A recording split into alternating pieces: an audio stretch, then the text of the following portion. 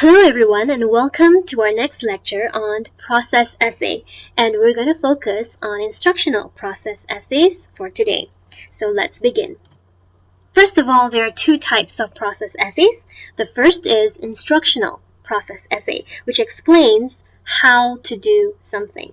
So readers of an instructional process essay should be able to follow the directions in your essay and do the task successfully. For example, how to repair your computer, how to get a better hotel room, how to win in Tower of Saviors.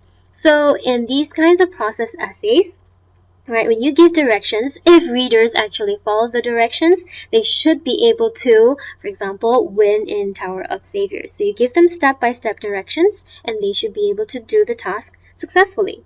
Now that's instructional. The second type of process essay is informational, which explains how something works. So readers should be informed and be able to understand the process after reading your essay. So you explain it in such a way that readers are able to understand it after it. So for example, how your car engine works, how a law is created, readers should be able to understand the process after reading your essay. But for today, we're going to focus on the instructional process essay, which explains how to do something.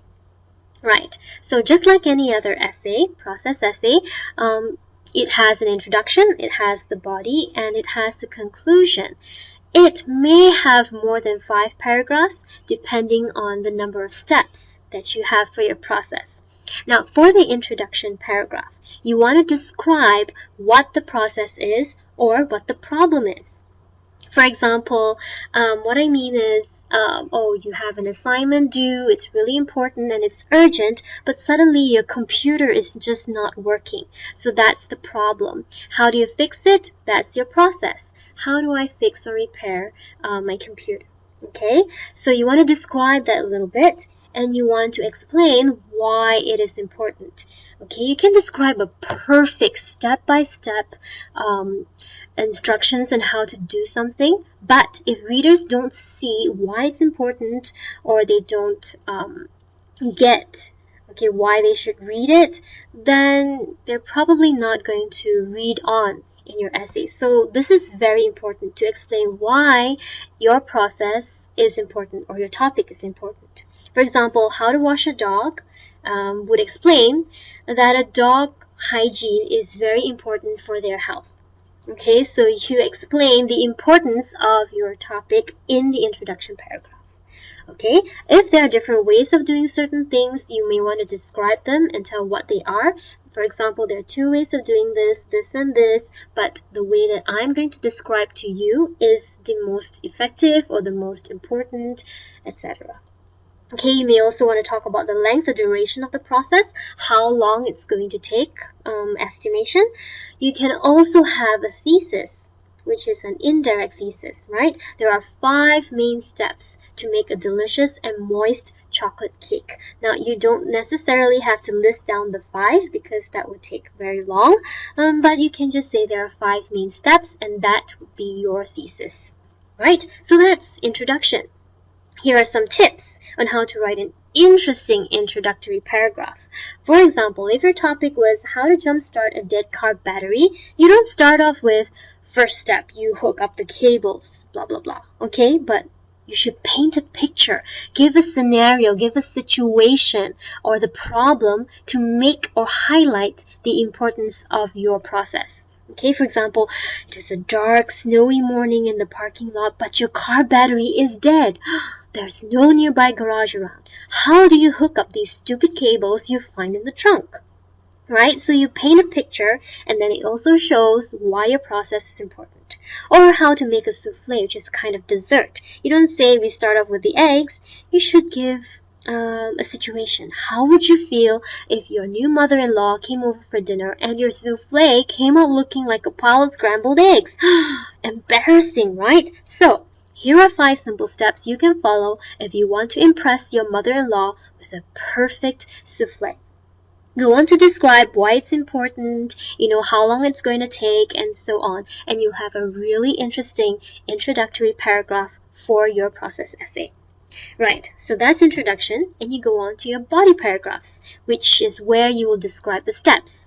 Now, before you go into the steps, you have to list down the materials or the equipment you need and why. So your first body paragraph should talk about all the materials or all the equipment that you will need in order to complete the task. And here are some examples that you can use for the first body paragraph. The next few body paragraphs, of course, is where you describe the steps in chronological order, meaning follow it in order in time. Okay, in sequence. So first, second, third, and then so on and so forth. What's next? Now, you don't just say the steps, of course. You have to provide a brief summary on why the step is important. Explain why is it important to do this particular step. What happens if I don't do it? And give maybe materials or equipment that you may need at hand, meaning right next to you, which is very important. You have to have it next to you or with you in order to do the process at this point in time. You may also want to describe potential problems. For example, if you're doing this particular step, these problems may occur or it's possible to happen. So you describe them, explain to them, give them warning, and most importantly, how to handle them. So you're giving them special warnings, maybe not for all the steps, but for certain steps. Warn them of certain problems that may happen, and you may want to highlight, like saying, this is the most important step in the whole process. You have to be careful, make sure this, make sure that.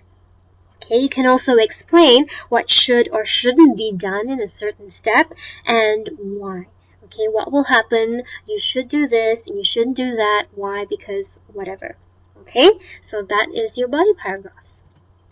Finally, you have your concluding paragraph. You may want to restate your thesis. Just say, oh, earlier you said there were 5 steps, so here are the 5 steps to make a perfect souffle. And you could also describe how your process should turn out if the steps are followed correctly. Okay, so if you follow these 5 steps, your souffle should turn out looking fluffy and light and delicious, that sort of thing. Describe how it should look like. You may want to restate the importance of the topic, tell again why it's important to know how to do a certain something. Okay, give warnings if the steps are not followed correctly, what's gonna happen, a reminder of sorts. Reminding readers what they should do or be mindful of when doing this process. Offer suggestions to overcome problems in the process. Just highlight certain things that readers should remember when they are going to attempt this task.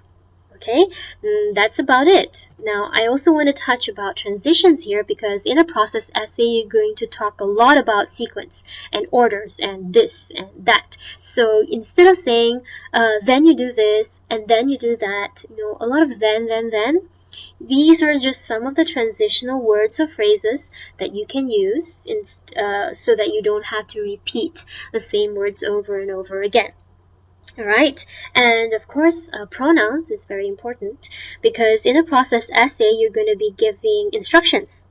And when you give instructions, most of these process essays, they use the pronoun you. So you do this, then you do that, next you do this.